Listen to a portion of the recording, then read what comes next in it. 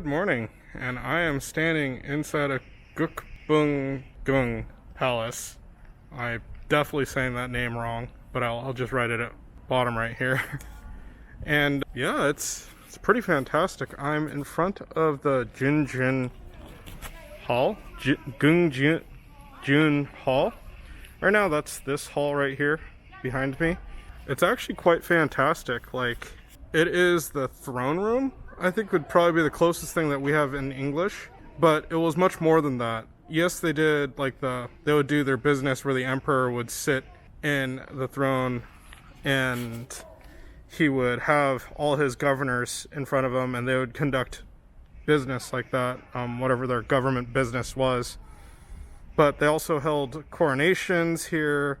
They held, if an envoy was coming from a foreign nation, they would come here. And it's pretty fantastic on the inside. Like, this short clip of it actually shows like how high the emperor actually sat above everybody else and how you could see it. I mean, and then that being said, they'd also throw parties and stuff like that inside of there too. At least that's what the cheat sheets are saying. I will say this, being here at the palace, it's pretty awesome. Like, I've walked through the entranceway and went through the Gungjung gate in order to get to this one, to this hall. And the place is huge, so I do plan on spending a couple hours here. But the one thing that I've kind of I'm looking and I'm noticing though, is that because of COVID, a lot of things are closed off. And one of the big things that kind of stinks is that they did free tours here, like free walking tours. I mean, obviously there's not enough foreign tourists here. So they've canceled that until further notice is literally what the sign said. But that being said, I'm just walking around. It is bright out here. And I'm just using my cheat sheets that they gave me to kind of understand what's going on. Final note on this Gungjun Hall is that this isn't the original hall. It was actually rebuilt because it was burned down by the Japanese when they invaded. Other than that, the original was created in 1867, which that's pretty late because the palace was actually created in 1397 or something like that. So the palace has been here for quite some time before they built that. And then this was burned down and they rebuilt it. Oh, I'm sorry. It was burned down in 1592 and then rebuilt in 1867. It definitely looks amazing though. Regardless of whether it's the original or not, it looks good. And yeah, I'll check back in a moment when I get to the next spot. Welcome back. And now I'm standing behind Sujyeonjeon Hall. And this is the only building here at the entire palace, apparently, that is the original, being built in 1867. Or this, I should say, it was placed here in 1867. It doesn't go in depth, so it could mean that it was moved, or it could mean that this is the original site. But the more important thing is this is the hall where one of the Joseon kings invented the Hangul language, making it to where instead of using the Chinese writing system, they actually created their own writing system, and this was the building that they created it in, which is pretty fantastic. It's, I would say, one of the main things that I've learned in Korea is how much pride they take in their written language. It's pretty amazing, to see all the different things about it. So there's this really awesome group of tourists here right now. They're all dressed up. You're probably gonna see one of them pass me. They're all dressed up in traditional hanbok, traditional Korean. There she goes, right there as she passes. They're all dressed up in traditional attire, and they all have handlers, and the reason being is that they all have, I hate to call it like a handicap or a disability, but they're either blind, deaf, mute, or a mixture of all three. And it like warms my heart to see their handlers and how they're like doing everything here. So they walk up to things and they touch it. If there's writing on stone and they're allowed to touch it, the blind people are feeling it. It's really amazing. And the handlers made sure that they look good. They're taking photos in front of all these things for their families to see. And, you'd think that they'd only do this for young folk, but it's young and older. Like, it's so cool. I think that's such an amazing thing to do. And, like, it doesn't matter what country, to be able to take care of someone like that, I think that's going above and beyond. And that's, like, one of those hope for humanity type deals. Aside from that, there's a bunch of school kids here. I think there's some sort of school project going on. But, yeah, that's just awesome. I totally lost my train of thought. I just saw them walking by, but I think I said what I need to say about the building. It's where they invented the Korean language and how proud they are of it. As well they should be. It's an amazing writing system. Anyhow, I will check back in a moment once I get to the next spot. Alright. A short walk from the hall that created the Korean language is the Gyeongbokgung Pavilion, which is right behind me. I am definitely butchering that name, I know that. Gyeongbokgung Pavilion, but it was one of the original buildings here. Now, they do say that it was burned down and that it wasn't, when they don't know when it was rebuilt. The pond that surrounds it, they say, was built in 1412, and that makes sense because it used to be a lot smaller prior to that. But it's kind of hard to understand what the writing is on what the structure was, because they did say the Japanese did burn it to the ground. That being said, the idea of this pavilion, the whole reason they had it, was for parties, to conduct business if they wanted to do so in a prettier area, so the emperor would come and conduct business here, as well as large banquets, so they would eat out on the pond, and they would receive envoys, is what it says. So maybe most of these halls, they're actually able to receive envoys from across the seas, but it seems to be a common occurrence that keeps popping up. It is really pretty though, so I did make one note. It's prettier on the other side than it is on the side that I'm standing on. It's nice here, but it definitely looks better from the side next to the Korean language hall. I forget the name, so I'm just gonna keep calling it that. Anyhow, let's get to the next building here. I'll check back in a moment. And now I'm in this kind of plaza that has Sajun Hall, which is right behind me. Apparently this is actually the main building that the emperor would be in, and it's surrounded by Manchujeon Hall, which is right here, and Chuncheon Hall, which is on the other side of this hall. And there was a reason for that. This main hall behind me is where most of the business would be conducted, and that was just government business. These other two halls were kind of like retreats. One of the interesting things is they purposely made it to where the two retreated halls, the two halls that they would retreat to, have ondols, which are these under, like, the floor would be heated, whereas the main hall was purposely left to where it would not be heated. I wonder if that was like if that was some sort of negotiation tactic. But pretty interesting little area here. Anyhow, let's get to the next one. Welcome back, and I am walking around Gyeongbokgung Hall. Again, I'm butchering these names. Like, I feel so bad. But anyhow, so this hall is the living quarters of the king or emperor, and it's kind of interesting. Like, After seeing a ton of European palaces and a ton of Japanese ones, and I guess technically I've seen some Thai ones too, it seems small. Like, it doesn't seem that grandiose. But that being said, there are like 5 buildings here in this area. Like, this building right here to my right is not the main hall. It's actually this one right there. And that being said, the main hall, it's a decent size, don't get me wrong.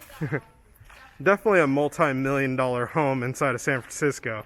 One of the kind of cool things that I like about it is that there's this main hall in the middle, like a living room, and then rooms that break off to the side. One of the rooms actually had like a silverware set in it, like or a setup for like someone to eat. I don't know if it really came out in the video. And some of the other rooms had like bed stuff in it, so like bedding so that you could sleep. And then all these other buildings that surround it, they're all actually closed. One interesting note is that they actually took part of this building out to go put into another palace to restore it. And it wasn't until 1995 that they actually put things back into this palace in order to restore it and make sure that it was working appropriately. But it's interesting because and they're not connected. That would be another thing.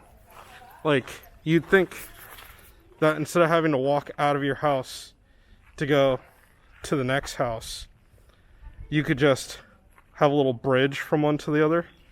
No, you actually literally have to leave the building in order to get to the next building. Let's go ahead and get on to the next part.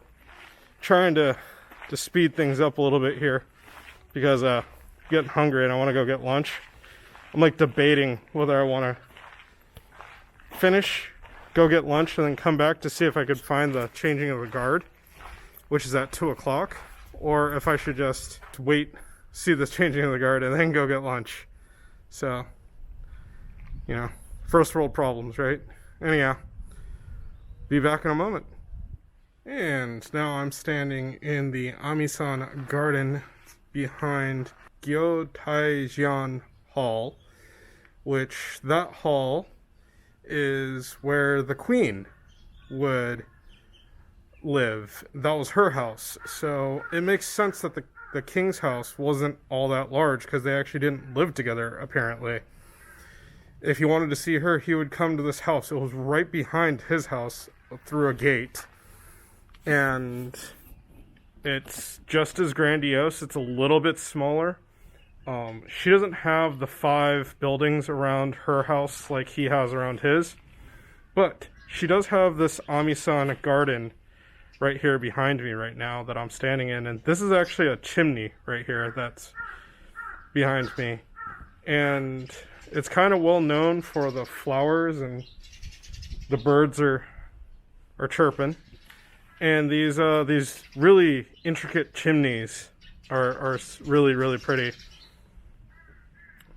Just as a side note again, just like the king's house, this queen's house had some pieces removed in order to go refurbish another palace that was burnt down. It was the same palace, like the Cheongi. I'll have to write it down. But it was to help get pieces to recreate that palace. Other than that, this is a gorgeous area. It like really is really nice. Something I've said I think before in other videos though is that I really do have a hard time telling the difference between the architecture here. It all really looks the same to me. I definitely am gonna have to do like a deeper dive into understanding what the difference between the ages and the decades rather, and the build of the castles, or the palaces and the fortresses, because to me they all look the same, and I know that they can't be the same. So, or you know, I say that, but maybe they are. Maybe they're all built in like within 10 years of each other. But it's interesting because they're talking about how Korea is the land of fortresses. So I don't know how they improved each fortress between each build. But typically, as the fortresses, defenses get better with time because weapons change. If you have a stronger shield, I build a bigger sword. And so, yeah, the architecture's pretty. I just wish I had a better understanding of it. Anyhow, we're getting near to the end here. I think there's only like 5 more buildings left, and really all you're doing is walking around them because you're not allowed inside. So we'll check back in a moment.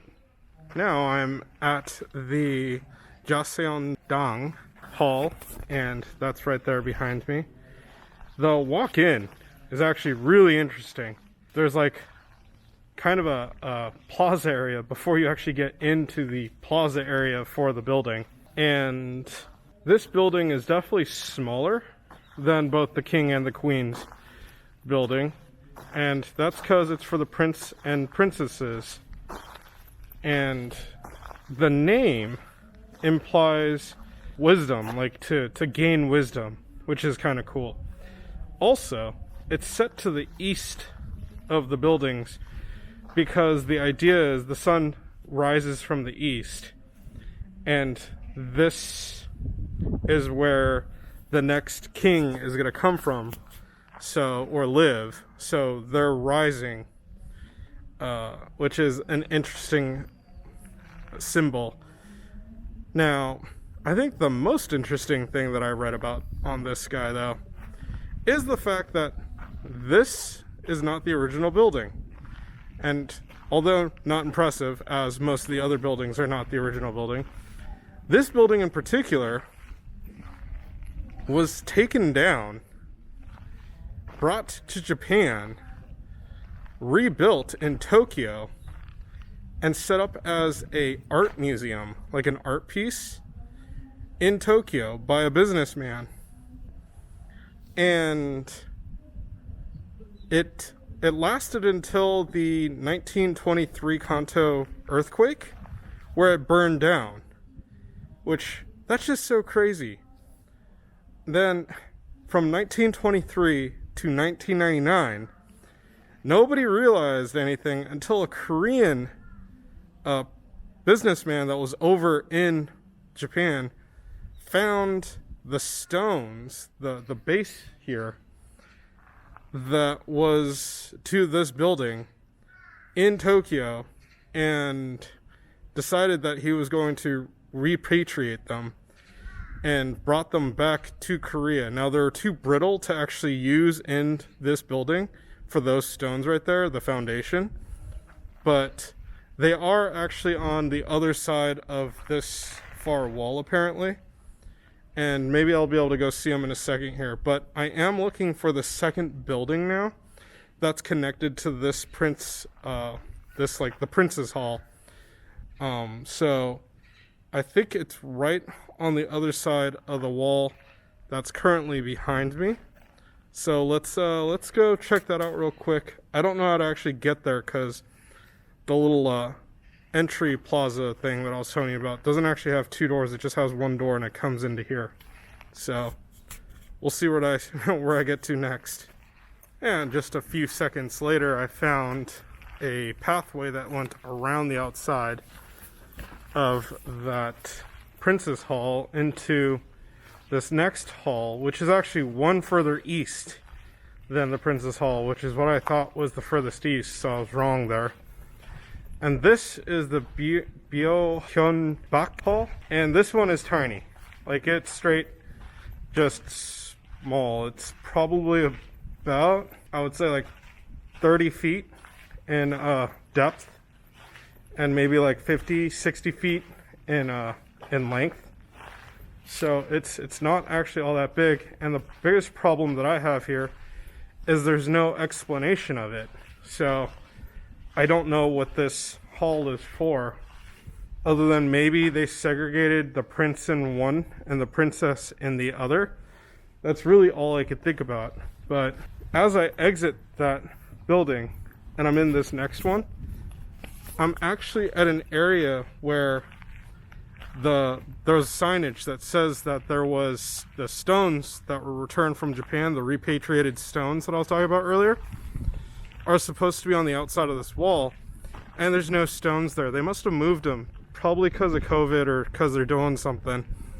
But there are no stones here. So I'm about to walk into the kitchen area and check that out and do a little bit of reading, and then I'll be right back. So be back in a moment. And it's not even a... Whoa, there's an echo. Not even maybe 20 meters.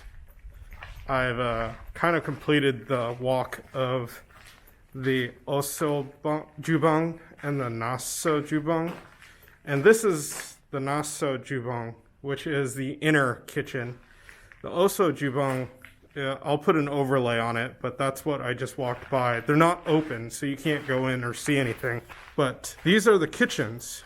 And this Naso Jubong is the one that was used to cook all the food for the royal family. That's breakfast, lunch, and dinner. It was the main kitchen that was in use, and it makes sense being that it is the inner kitchen.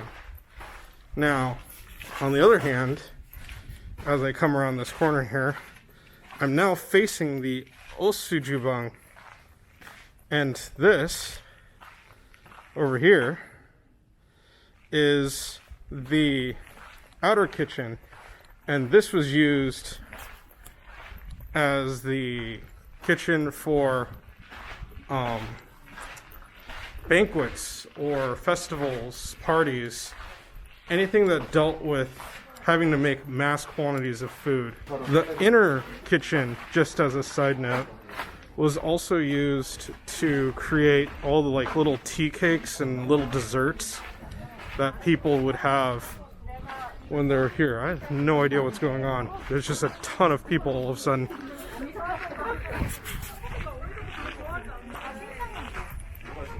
Maybe this is a restaurant?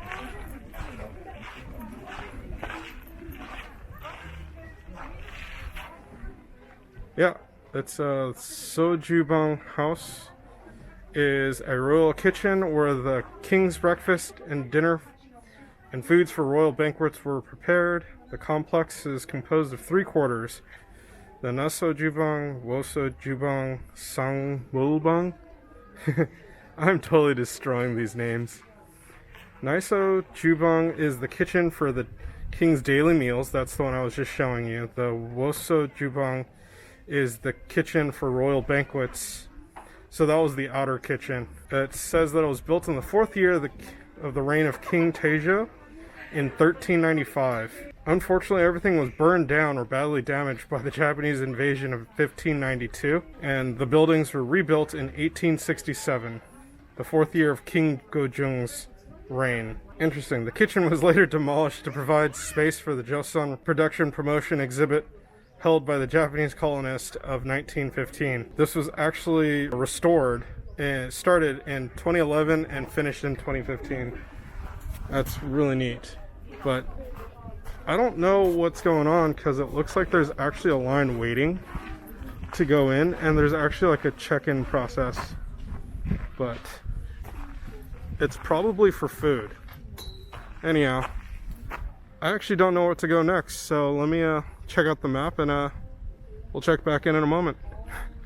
Welcome back, and I am walking around Gyeongbokgung Hall. It is a building that was built later when King Gojung wanted to thank his mother-in-law, the queen, and she helped him get promoted to the throne. So he built this house, and it's huge. This one is really large. Now you can't see any of the inside of it. It's all closed off. So you can only see what's on the outside. But the second thing that's really cool is behind the building is a really intricate chimney with really, really nice detail in it. And in that detail are the 10 symbols of longevity. I believe that's how the word's said. And I'm not 100% about what the 10 symbols are, but it was just kind of something he created in hope for her to have a long life. And I think that's that's pretty cool. Like, this whole area, that's probably been one of the more different things that I've seen, talking about like how architecture here tends to be the same. That was one of the ones that was like, oh, that's very different. So I'm almost done here, but what I just realized is that there's a free museum inside of this palace once you pay the $3 to get in, or the 3,000 won. So I might actually just go over to the museum next and check that out. But there are still a couple more things to check out here. So I'm going to walk over to the next one. And like I said, I'm going to try to get it going. Anyhow, I'll check back in a moment. And just a few steps down, there's a ton of construction happening. And I'll walk away in a second. But I just want to get the names of these places down, which is written right here. Hamhwadang and Gyeongbokgung. And this is actually quite the building here. It is a bunch of buildings that are actually connected together.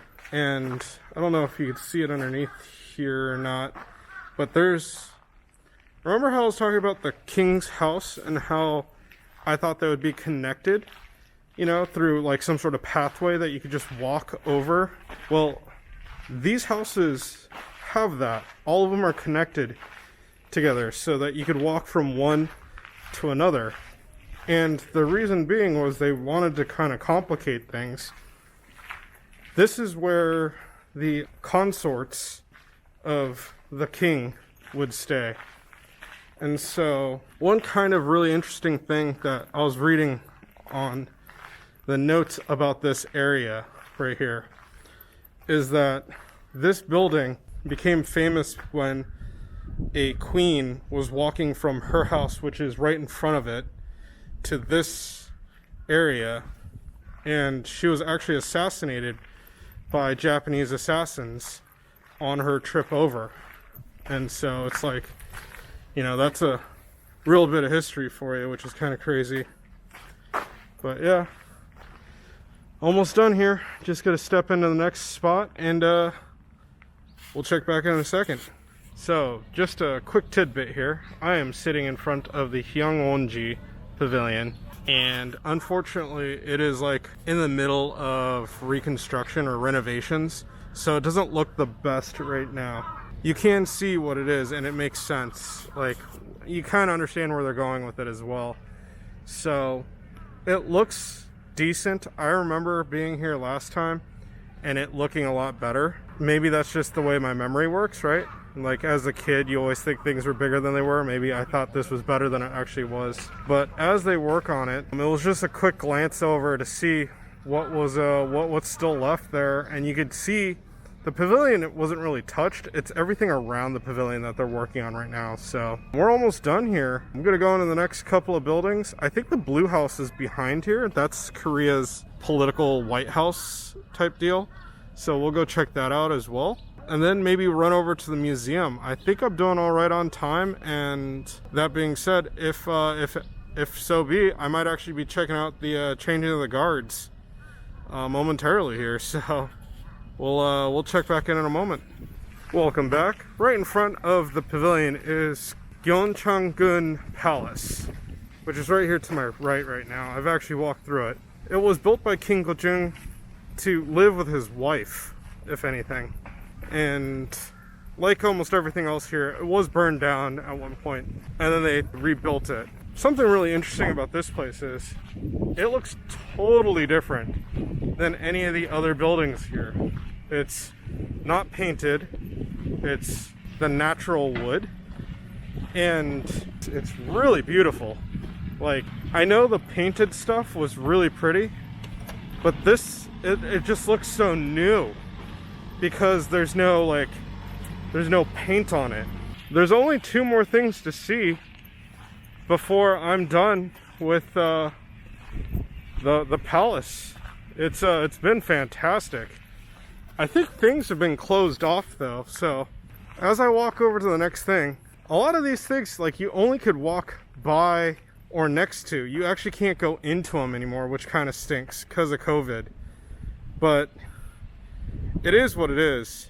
And even though it was like $250 to get in, still totally worth it. So anyhow, let me check out what this next place is, and I'll be right back. I just like stopped the video maybe like 10 seconds ago, and now I'm starting it back up again. All I did was walk maybe 20 meters to come sit on a bench to talk about the place that's currently behind me. And it's a Gyeongbokgung Hall, yeah, Gyeongbokgung. And it's a reception hall as well as a library. Unfortunately, just to kind of go back to what I was saying in the previous portion, it's closed because of COVID, and you can't even get up to like see the upper parts of it. So it's all closed, but it is what it is. So there's just one more thing here, and I don't know if you could still see the blue house from the open gate over here. I don't know if it's open or not, but we'll find out in a moment. I'm gonna go see this last thing, and I see people walking in and out real quick, so it's probably closed as well, but we'll find out in a moment here. Here we are at the last building of the tours, and as I walk around, this is the Taiwanji Hall. It is massive. They call it the Taiwanji Shrine in English, which is pretty funny because the reason they built this was for I believe it was King Taiwan to put portraits of himself all over the place. At least that's what the document says. That being said, this is definitely one of the prettier buildings. It's not as pretty as the King Gyeongbokgung house that he lived with his wife, but there's barely anybody here. And like in the background right now, there are like tons of girls taking photos of like the area, and so it is definitely something to be seen, and it's cool to see that the young folk are actually having fun. They're all dressed up in like traditional Korean outfits. They could be tourists as well, I don't know, but it sounds like they're speaking Korean. Anyhow, I think this is gonna end it here for me. I'm gonna try to go see the changing of the guard if they're still doing that now. So we'll see what happens there. If it is, that's how I'll end the video. If not, I mean, I think this is a great place to finish the video anyways. So, all right, till the next one.